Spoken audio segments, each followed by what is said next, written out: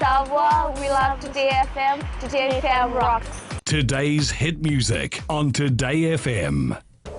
In this bulletin, 305 complaints against employers. Visitor numbers drop for March. And 93 arrested for COVID-19 breaches. From the studios of FBC Suva, Atera Lendua. The Ministry of Employment is investigating 305 labor complaints lodged related to COVID-19. These include non-payment of statutory leave entitlements and other entitlements under the Employment Relations Act 2007.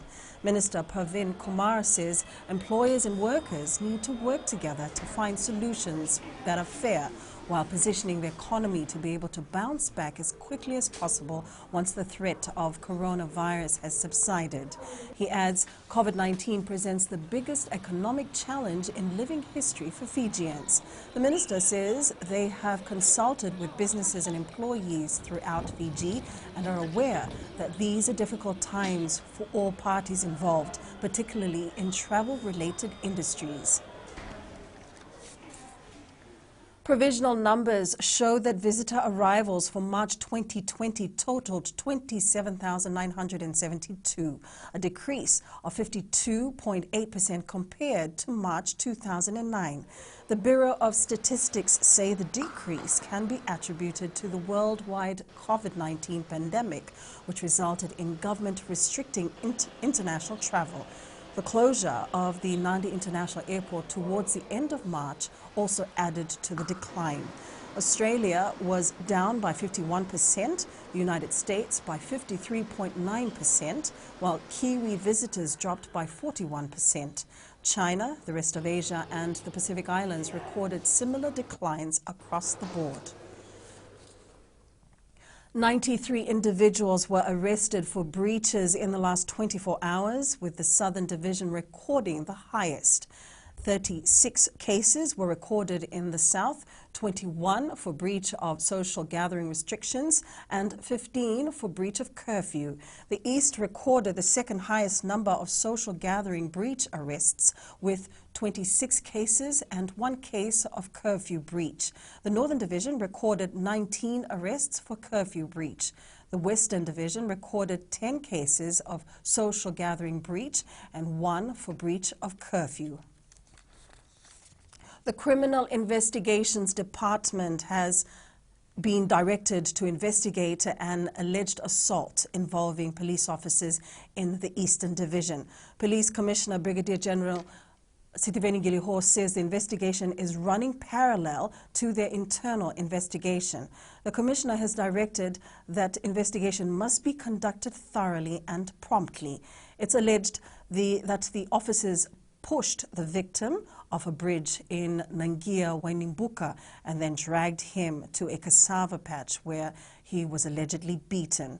Brigadier General Sitiveni Giliho says anyone who has information or may have witnessed something is requested to call the Director CID SSP Serupepeli Neko on 990-5707. He says the force wants to ensure they are able to ascertain the truth and circumstances surrounding the incident. A New Zealand government program is now hoping to assist small and medium-sized enterprises in Fiji navigate its way out of the drastic impact of the COVID-19 pandemic.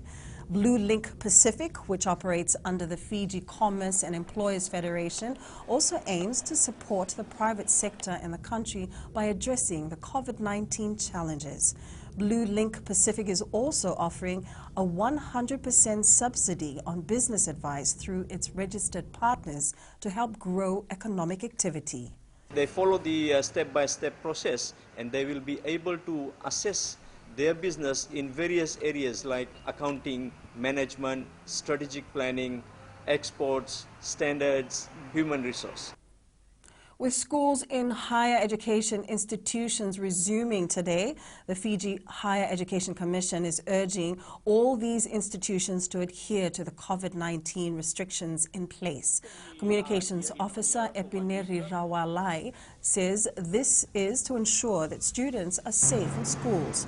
Rawalai says it's crucial for all the higher education institutions to ensure that the number of students per class does not exceed 20 and physical distancing is maintained during face-to-face classes. He is also urging all schools to refrain from allowing visitors into the school.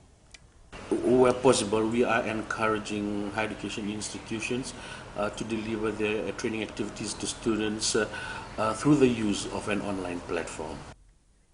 New Zealand will know in a few hours whether the country is moving out of level 4 lockdown as Prime Minister Jacinda Ardern prepares to make her announcement at 4 p.m. One key advisor says they need more time. Up ahead, fitness a major concern for Fijiana 15s and mental preparation vital for national bowlers. This and more coming up.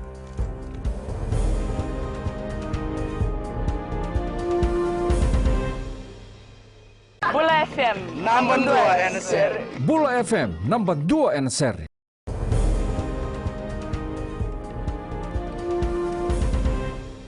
Fijiana 15's captain Serema Lewenigila has expressed concerns over player fitness during this period.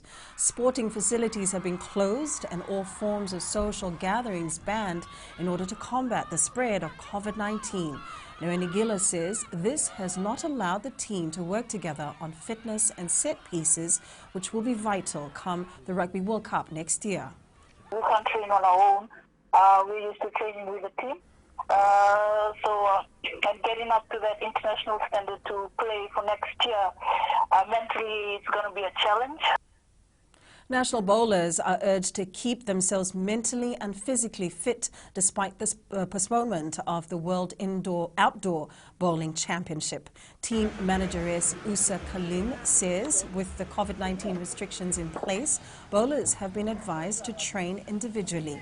Kalim says while most bowlers will look to address their physical fitness, mental preparation will be crucial as well. Keeping up with their fitness and do mental preparation, so as shadow bowling, which means they imagine and play. The fate of the Pacific Mini Games should be left to the Games Council to decide. This is the view of FASANOC Chief Executive Lorraine Ma in response to Sports Commission Chair Peter Maisie's comment on Fiji unlikely to be able to afford to send athletes for the Games next year. Ma says they will await a decision by the Games Council on the next step to be taken. We should wait first to see what the Pacific Council does, because for all we know, they might defer it to the following year. The Fiji Football Association is mourning the loss of two great football legends, Mitieli Turanganikeli and Chochi Tui. Tui died in a tragic accident along Deomba Village Feeder Road in Nabua last Saturday, while former bar player Mitieli Turanganikeli died of a short illness at the Bar Hospital at the age of 77. The two will be remembered for their leadership, loyalty to their districts, and for being entertaining footballers.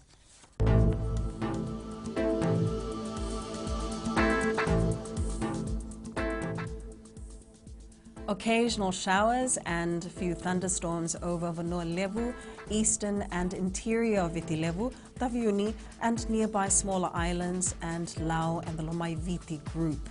Elsewhere, fine apart from isolated afternoon or evening showers and possible thunderstorms. Outlook for Wednesday, occasional showers and a few thunderstorms over most places.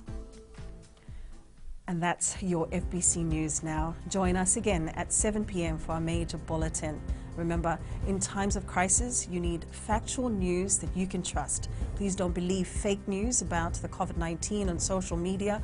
Fight misinformation by getting only the facts about the coronavirus from verified news sources like FBC's TV, radio, and digital media news.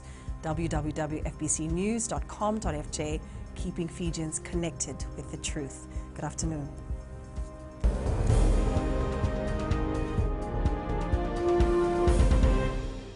Bula FM, number 2 and seri. Bula FM, number 2 and seri.